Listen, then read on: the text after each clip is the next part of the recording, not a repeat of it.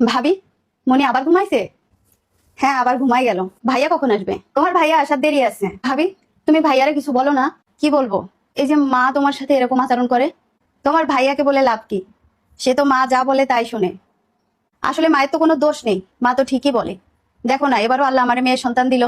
ভাবি, আবার মেয়ে হয়েছে বলে তুমিও কি অখুশি? মায়ের কাছে মেয়ের সন্তান আর ছেলের সন্তান কি? তাহলে ছেলে সন্তান হলে তো, ভাবি শোনো, তোমার 3 মেয়ে তো কি হয়েছে? তুমি যদি 3টে মেয়েকে ভালোভাবে মানুষ করতে পারো, তাহলে এরাই তোমাদের মুখ উজ্জ্বল করবে। ওইসব কথা টিভি সিনেমাই মানাই, বাস্তবে মানাই না, বুঝেছো? পালপুরি বানাই থুইছো, এগুলো আমার বিদায় করা লাগবে না, সবই তোমার ছেলের যাবে।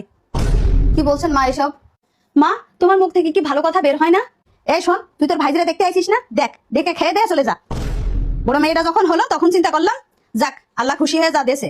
দ্বিতীয়বার হলো মেয়ে, তাও চিন্তা করলাম আচ্ছা যাক, এবারও মেনে নিলাম যে এবার তো ছেলে হবে না। এবার একটা হলো, তাও হলো মেয়ে।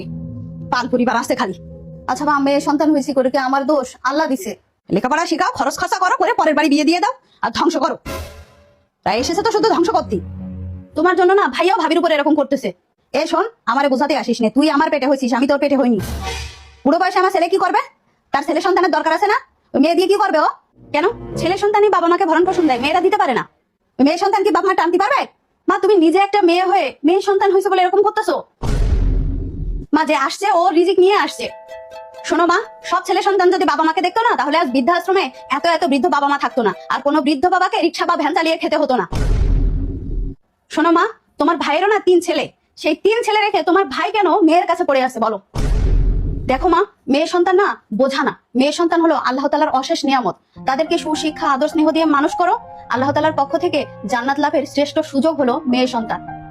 দেখ মা, আমি না এইভাবে ভেবে দেখিনি। আমি তো শুধু চিন্তা করেছি যে আমার ছেলের একটা ছেলে সন্তান হলেই সে তার ভবিষ্যতে দেখবে।